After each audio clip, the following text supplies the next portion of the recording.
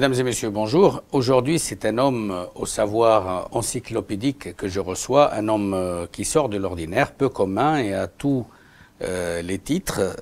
Je suis conquis, ravi, séduit. C'est pour cette raison que j'ai souhaité faire cette série de 3 rencontres avec Georges Ifra, qui est très difficile à définir ou à présenter parce que, comme je l'ai dit, avec un savoir tellement polyvalent et large, que j'aimerais concentrer pour savoir en quoi il se spécialise parfaitement. En tout cas, il est mondialement connu et reconnu, ce qui fait deux choses différentes, par la communauté des scientifiques et des historiens, comme un historien, particulièrement pour l'histoire des chiffres, il est l'auteur de l'histoire universelle des chiffres qui a été publié chez Robert Laffranc, que voici, un ouvrage, un ouvrage exceptionnel qui a été traduit en plus de 35 langues, vendu à plus de 2 millions d'exemplaires et, suprême honneur, placé aux côtés de très grands noms et à juste titre et avec grand mérite,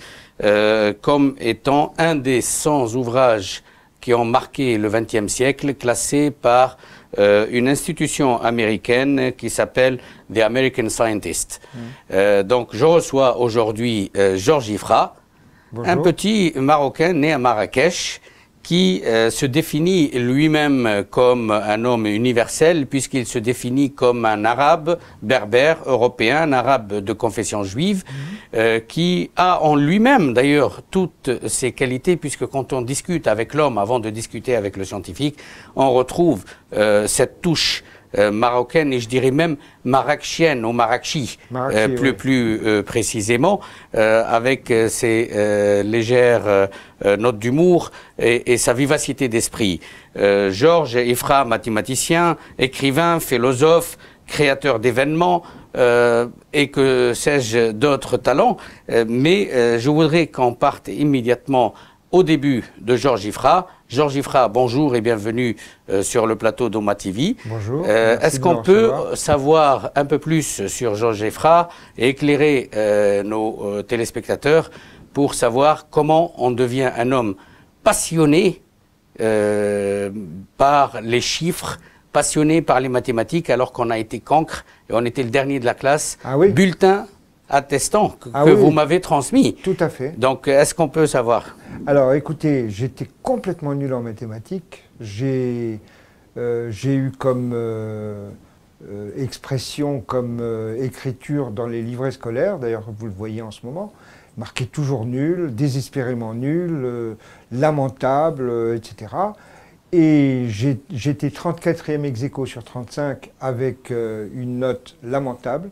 Et le trimestre suivant, j'ai éliminé mon concurrent, j'étais 34e sur 34, avec un 0. Bravo, je vous félicite. Hein. Oui, voilà, c'est...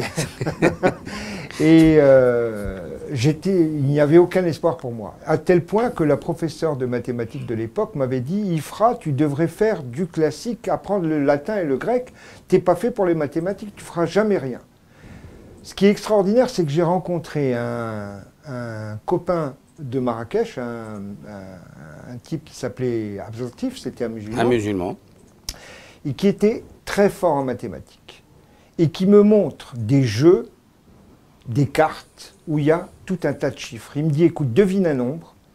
Je dis, pourquoi? Il me dit, devine un nombre, comme ça. Et tu me dis, et surtout ne me le dis pas, mais tu me dis dans quelle carte il se trouve. Bon, je lui montre. Et finalement, il me donne chaque fois le nombre. Il me dit, attention, je peux t'expliquer le comment ça marche, mais ne me demande jamais le pourquoi ça marche, parce que tu es tellement nul que c'est effrayant, tu n'arriveras jamais à comprendre. J'ai dit, toi aussi? Il me dit, comment toi aussi? Je lui dis, bah, tu sais, la prof, elle vient de me le dire, hein, elle m'a dit, tu es nul. Bon, eh bien, je l'ai presque obligé à me donner des cours de mathématiques pour rattraper un petit peu et combler mes lacunes, parce que je voulais comprendre pourquoi. Donc, il vous fallait tout simplement un élément déclencheur pour vous intéresser aux mathématiques. Voilà. Ce qui prouve que la lacune n'était pas dans l'élève comme dans beaucoup de cas, et je dis ça parce que je voudrais que ça ait valeur d'exemple pour les enfants qui pourraient regarder cette émission et savoir que rien n'est désespéré. Il suffit simplement de l'élément déclencheur pour qu'on s'en transforme. On va le voir plus tard dans cette émission. Vous étiez devenu par la suite un prof de maths. Oui, la bosse des maths n'existe pas, ça c'est clair. Je pense que je suis un exemple vivant. Et Jean Guéhenno disait « Méfiez-vous de ces maîtres qui se plaignent toujours que leurs élèves soient bêtes, qui ne s'en prennent qu'à eux-mêmes, qui croient à l'intelligence des autres, la développent et la fait naître, qui en doute et s'en défie, la rend timide jusqu'à la détruire. » C'est exactement ce qui se passe. Hein, et c'est exactement éclatant de vérité. À tel point que cet ami-là, Abdeltif, m'avait montré que les mathématiques étaient d'un drôle et d'un côté extrêmement agréable, attractif, parce que c'était des formules mathématiques qui se prêtaient au jeu. Et j'avoue, pour l'honnêteté historique, jusqu'à maintenant, je n'ai pas trouvé l'angle attractif des maths. Eh bien, écoutez... Mais je suis ravi pour vous. Alors, écoutez, si vous voulez, je vous donne des cours. Hein, dès ce et soir, là, hein. c'est un juste retour. Le musulman qui apprend au juif, voilà, et après, c'est le juif qui rend au musulman. Ah oui, absolument. C'est un échange de bons procédés. Et là, 2 ans plus tard, il a tellement rattrapé mes bases, parce que j'étais complètement nul, mais vraiment le nul absolu, comme quoi le chiffre le plus grand ami de l'histoire, de mon histoire, ça a été le 0. Hein, on a été les meilleurs amis. Il décorait et tapissait vos bulletins. Ah, tout à fait. Et je suis devenu non seulement le premier de la classe, puisque j'étais très bon élève, premier d'ailleurs vous le voyez, et meilleur du lycée. Une légende au lycée, en mathématiques. Et alors, à partir de ce moment-là, je suis devenu une légende dans ce lycée. Et je confirme, puisque cet ouvrage, qui est de plus de 2000 pages, en 2 tomes, à tel point que mon fils, quand il l'a vu, je préparais l'émission, il m'a dit « Papa, tu vas le lire ?» Je lui ai dit « Oui ». Et il m'a dit « Je te plains, mon père ». Donc, plus de 2200 pages sur l'histoire des chiffres quand on a été un cancre. Oui, mais vous pouvez zapper. Hein. Vous pouvez zapper, partir d'un chapitre à l'autre. Tout à fait. Prendre le côté arabo-musulman, le côté indien, le côté égyptien, etc. Donc, vous pouvez lire... Alors, Georges Giffra, après le parcours scolaire, qu'est-ce qui vous a décidé pour rester dans ce domaine des mathématiques et surtout devenir l'historien des mathématiques historien des sciences. Après la recherche, devenir totalement l'histoire des sciences et du savoir et de la transmission de ce savoir qu'on verra plus tard. Alors en fait, d'abord, j'ai commencé à écrire des livres de mathématiques, j'ai commencé à donner des cours en mathématiques, donc devenir véritablement prof de maths, mais le prof de maths enfermé peu à peu dans son monastère. Hein, qui n'en sort pas, et un jour il y a un élève qui me pose la question « Monsieur, qui est-ce qui a inventé les chiffres? D'où viennent les chiffres? Qui est-ce qui a inventé le 0 ?» J'ai été collé, lamentablement, je ne savais pas répondre. Je lui dis bah, « Ça vient de la nuit des temps, ça vient du passé lointain. » « Oh ouais, mais bon... » Sans réponse précise.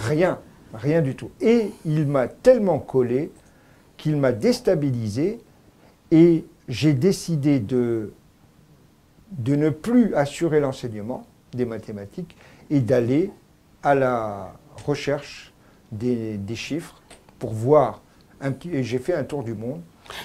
Alors, avant qu'on arrive au tour du monde, vous avez enseigné où au départ? Au Maroc ou directement en France? Comment s'est passée cette transition? En Suisse. D'accord. Et également en France, hein, mais surtout à Montreux. Je voudrais qu'on reste sur la personne, puisque là, on fait connaissance avec Georges Giffra. Donc, né à Marrakech, ayant fait ses études, et après, qu'est-ce qui a poussé Georges Giffra à aller en Europe, qui lui a donné cette dimension? Parce que vous le répétez, on se connaît depuis quelques jours, et j'ai entendu au moins 4 fois, je suis la somme de tout ça, ça veut dire arabe, berbère et européen. Je ne dis pas la somme, je suis la synthèse. La synthèse. Et la symbiose. Parce que je suis arabe puisque je suis né au Maroc, et quand on dit être arabe, c'est quoi être arabe? C'est avoir la langue arabe, la culture arabe, être attiré aussi bien par Kalsoum que par les éléments de l'art islamique, etc. Enfin, l'art andalou. Tout à fait. D'ailleurs, le prophète de l'islam, Mohammed, a défini l'arabité en disant « est arabe celui qui parle la langue arabe ». Donc ça n'a pas de rapport d'ethnicité ni d'origine géographique déterminée. C'est simplement parler arabe, on est arabe. Moi, je dirais un peu plus, c'est que l'ethnicité et la culture, parce que je suis très attiré aussi et très concerné par la culture arabe.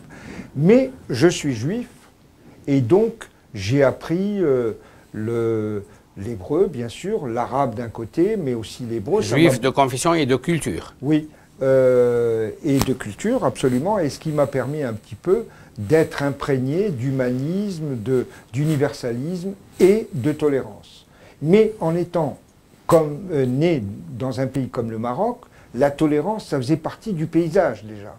C'est extraordinaire. Sinon, le pays ne peut pas exister s'il voilà, n'y avait pas cette parce tolérance. qu'il est à l'ouverture de la Méditerranée, en face des États-Unis, en face de l'Europe, à côté de l'Afrique. Enfin, c'est extraordinaire. Et puis c'est une nation composite, un peu comme tous les pays du Maghreb. Tout à fait, tout à voilà, fait. Donc absolument. si on n'est pas tolérant, on n'existe plus. On ne peut pas exister si on n'est pas tolérant, si on ne s'accepte pas comme on est, et comme l'autre est différent de vous, malgré la différence. Et d'ailleurs, ce que j'ai appris là, c'est que la différence n'était pas une source de conflit ou une source d'opposition ou de guerre, mais au contraire l'occasion de complémentarité et de s'enrichir, d'élargir ses connaissances.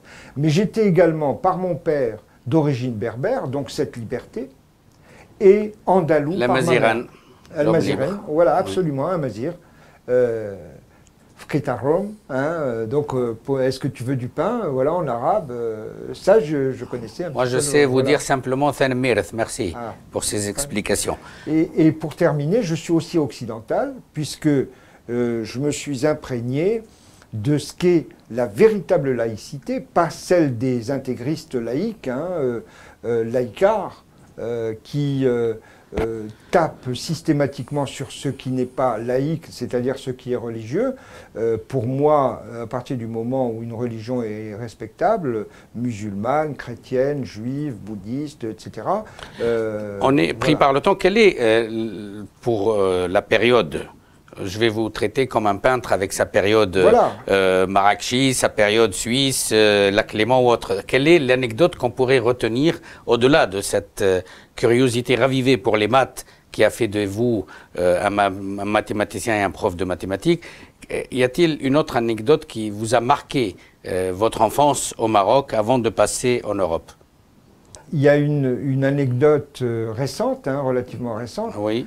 En 2005, j'avais un rendez-vous très important après avoir fait le tour du monde, parce qu'il y a eu un deuxième tour du monde qui m'a conduit à me passionner pour les sciences arabes et sciences arabo-musulmanes. Donc le premier tour du monde, vous l'avez fait pour le besoin de cet ouvrage, l'histoire universelle des chiffres. Et à ce moment-là, je m'étais fait garçon de café, veilleur de nuit dans les hôtels, etc., pour essayer de me sponsoriser moi-même. Mais après, grâce au succès de l'histoire universelle des chiffres, j'ai pu payer moi-même un voyage qui m'a permis un petit peu de réunir un tour du monde. Un véritable tour du monde, plus de 16 000 documents. On va y venir et on va...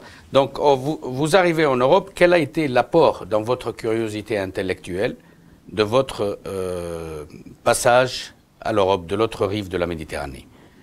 Bien, c'est d'abord la richesse culturelle qui fait qu'il y a multiculturel, parce qu'il y a beaucoup de communautés, beaucoup de peuples, et beaucoup de peuples, pour moi, n'est pas synonyme de conflit, au contraire.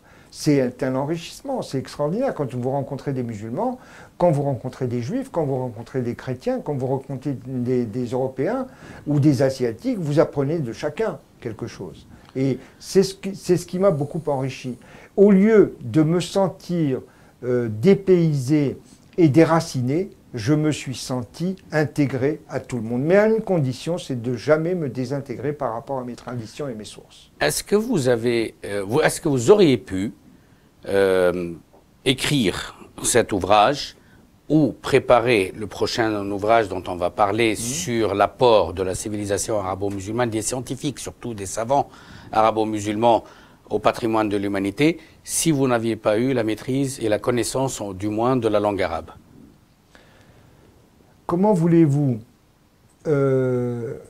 vous imprégner des contributions et du génie, parce qu'il faut le dire, c'était des génies, du génie arabo-musulman, comme Avicenne. Avicenne, vous savez qu'il récitait le Coran par cœur à 10 ans. À 13 ans, il avait dépassé tous ses maîtres. Et à 15 ans déjà, il soignait en tant que médecin. Il était devenu médecin extraordinaire. Et ses maîtres étaient complètement perdus par le génie de cet enfant-là. Il y a eu tellement de génies dans cette civilisation. Il y avait des génies musulmans, bien sûr, mais il y a eu aussi des génies juifs et chrétiens. Tout à fait. Qui ont formé de manière... Et c'est normal, c'était des confins de la Chine jusqu'à l'Occident, jusqu'en Sicile et en Espagne. Et comment voulez-vous vous laisser imprégner de ce génie si vous ne connaissez pas la langue arabe? Et cette langue arabe qui a été la langue véhiculée, qui a été le véhicule de cette science, mais en même temps le facteur déterminant de cette science. La langue s'est enrichie au contact de la science arabe, science de langue arabe. D'ailleurs, je vais vous dire une chose, oui. C'est Al-Bayrouni. Les grands savants, tous, écrivaient en arabe. Même fussent-ils persans, juifs ou même siciliens, écrivaient presque tous en arabe. Al-Bayrouni... C'était la langue de transmission du savoir. C'était la langue comme le latin en Europe un peu plus tard. Et c'est la langue du savoir, et c'était une véritable passion pour les grands savants. Je voudrais juste prendre cette citation d'Al-Bayrouni, elle est très frappante. Il dit « C'est en arabe qu'à travers la traduction, les sciences du monde nous ont été transmises et ont été embellies et ont trouvé une grande place dans nos cœurs. La beauté de la langue arabe a circulé avec eux dans nos artères et dans nos veines. » Alors, le berbère que vous êtes, peut-il répondre à une question, puisque aujourd'hui, on entend dans certains cercles et dans certains milieux politiques maghrébins, en France et au Maghreb, dire que si le Maghreb est aujourd'hui un ensemble de pays sous-développés ou en voie de développement pour être politiquement correct, c'est à cause de la langue arabe. On a entendu cette thèse développée sur des plateaux de télévision en France et ailleurs, dans des écrits, dans des ouvrages, et particulièrement dans certains mouvements berbérophones, disant qu'il faut absolument, sans complexe, adopter la langue française ou une langue latine, parce qu'aujourd'hui, le frein au savoir étant la langue arabe, ce qui, pour moi, se contredit avec ce que vous venez de dire. Absolument, parce que je voudrais juste, pour contredire ça, citer un rabbin du Moyen-Âge qui s'appelait Rabbi Ben Ezra, et qui dit ceci, et qui maniait toutes les langues, l'hébreu, le castillan, l'arabe, l'araméen, le latin, etc., et qui était poète, grammairien, traducteur, mathématicien, astronome. Et il dit « J'ai pour objectif affiché de rendre accessibles aux juifs et aux chrétiens d'Europe les trésors de la science et les splendeurs de la connaissance enfouies dans les œuvres de langue arabe. » Et pourquoi? Parce qu'il y a eu le premier directeur de la Bayt al-Hikma, donc de la maison de la sagesse créée par Al-Ma'moun, le calife Al-Ma'moun, a été Hunayn ibn Ishaq, qui, contrairement à son nom, n'est pas un juif, c'est un chrétien. Et ce chrétien avait été pris d'une fièvre extraordinaire, c'est de retrouver toutes les œuvres grecques et indiennes. Et c'était la tradition d'ailleurs des Syriaques, des chrétiens de Syrie et de Mésopotamie. Et il avait été jusqu'à Athènes, en Grèce, etc. Et pour les traduire en langue arabe.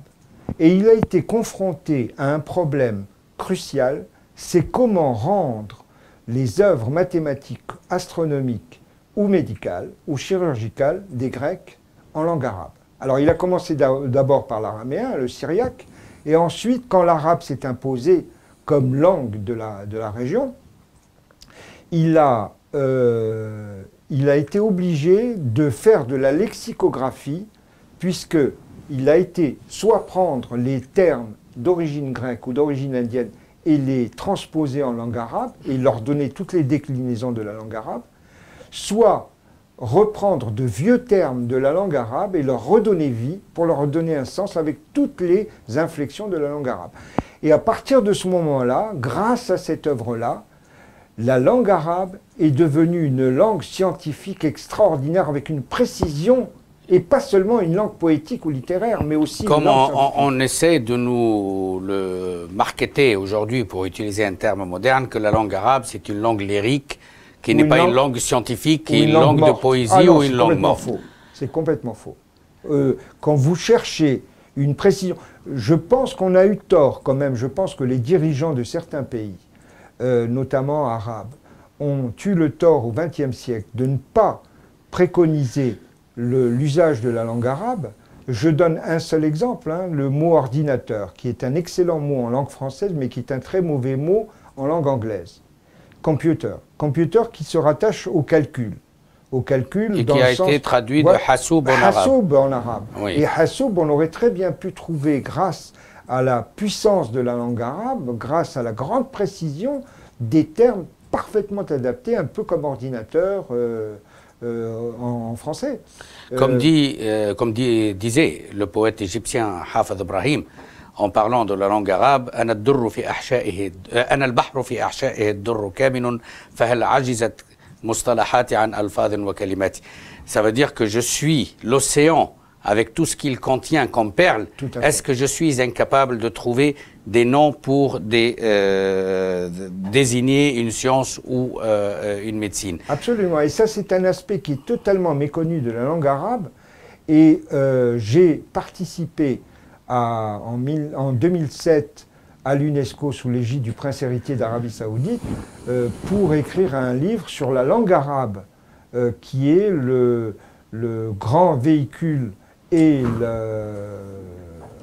voilà, c'est que voici d'ailleurs. Voilà, le grand véhicule et le facteur dominant de la science arabe. C'est-à-dire que la science arabe et la langue arabe ont été comme les deux faces insécables d'une même médaille. Vous enlevez une part, vous enlevez l'ensemble. Vous faites tomber l'autre. Voilà. Donc c'est sur cette et ça, parole... c'est un aspect qui est totalement inconnu, méconnu aujourd'hui. Et des jeunesses, même arabo-musulmanes, ils ont oublié ça.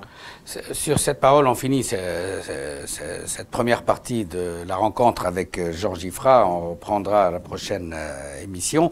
Et je voudrais dire que pour les jeunes qui nous regardent, ce travail est absolument essentiel parce qu'il ne s'agit pas de rappeler les gloires du passé pour les rappeler ou pour pleurer sur ce qu'on a été. Non, bien au contraire, c'est parce que quand on sait d'où on vient... C'est pas l'exploration nostalgique d'un passé révolu. Absolument pas. Ce n'est absolument en aucun cas une exploration nostalgique, mais c'est simplement évocation d'une gloire passée pour construire un avenir radieux. Et on ne peut construire l'avenir que si on sait d'où l'on vient. Vous le dites tellement bien que ça me rappelle cette phrase de Paul Valéry qui disait « Le caractère réel de l'histoire est de prendre part à l'histoire même. L'idée du passé ne prend un sens et ne constitue une valeur que pour l'homme qui se trouve en soi-même une passion de l'avenir.